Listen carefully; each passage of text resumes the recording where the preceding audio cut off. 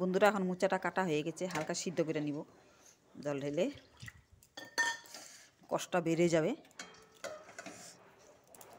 ছোটো ছোটো করে কেটে নিয়েছি, হলুদ মেখে রেখেছি। এটাকে হালকা সিদ্ধ করব আধা মিনিট মতন। এটা কষটা বেড়ে এলে এত কালা হবে না, এটা লেবু চিপে দিব।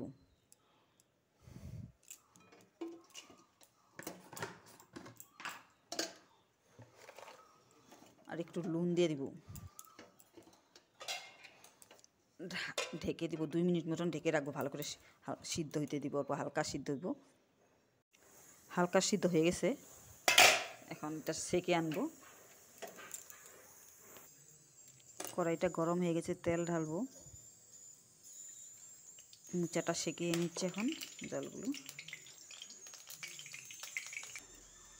তেলটা গরম হয়ে গেছে, পাঁচফোড়ন সম্বাদ দিব, তেজপাতা, লং, এলাচি, দারচিনি।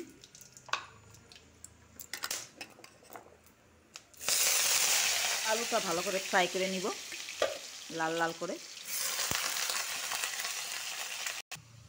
আলুটা ভাজা হয়ে গেছে, এখন লবণ হলুদ দিয়ে দিব। লবণটা আগে দিইনি, লবণ আগে দিলে একটু লেগে লেগে যায়, এই জন্য লবণটা একটু পরে দিই। আলুটা ভাজা হওয়ার পরে লবণ হলুদ দিয়ে নাড়াচাড়া করব।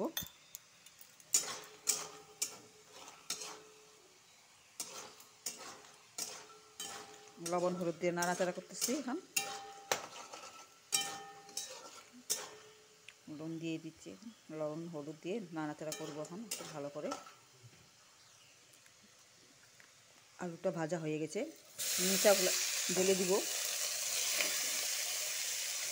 আগে সিদ্ধ করা মোচা ছিল, এখন ঢেলে দিব।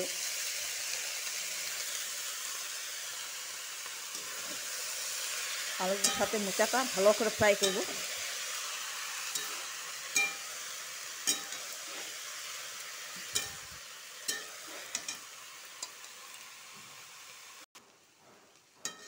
আলুর সাথে মোচাটা ভালো করে ফ্রাই হয়ে গেছে।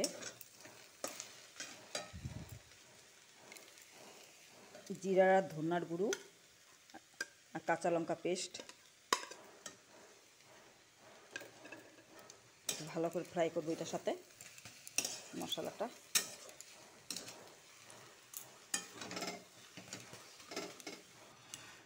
এ দেখো বন্ধুরা, মশলাটা ভাজা হয়ে গেছে, আঠা আঠা হয়ে গেছে।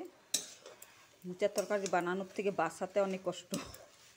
একটা করে বাছতে হয়, কাটাতে বাসাতে বেশি অসুবিধা।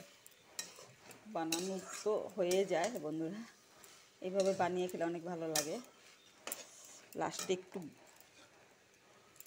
গরম মশলা দিব, লং, এলাচি, দারচিনি পিষে নিয়েছি একটু সেন্টটা আসার জন্য।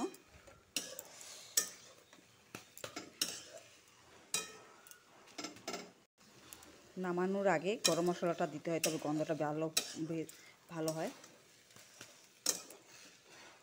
নামানোর আগেই দিতে লাগে গরম মশলাটা। এখন একটু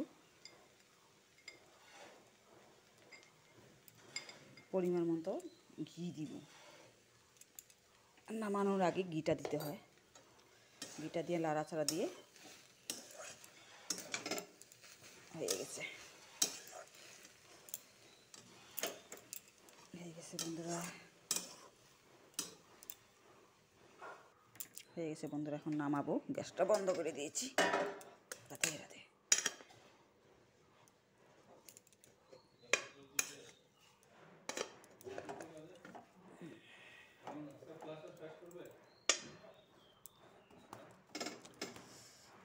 এভাবে বানিয়ে খাবে, ভালো লাগবে বন্ধুরা। দেখো মোচার তরকারি এভাবে বানায় খাবে, ভালো লাগবে। কে কেমন কেমন পাও ভালো বলবে। মোচার তরকারি আমাকে তো অনেক ভালো লাগে, তোমাদের কেমন লাগে বলবে। ধন্যবাদ, ভালো থেকো। দেখো তরকারি হয়ে গেছে বন্ধুরা।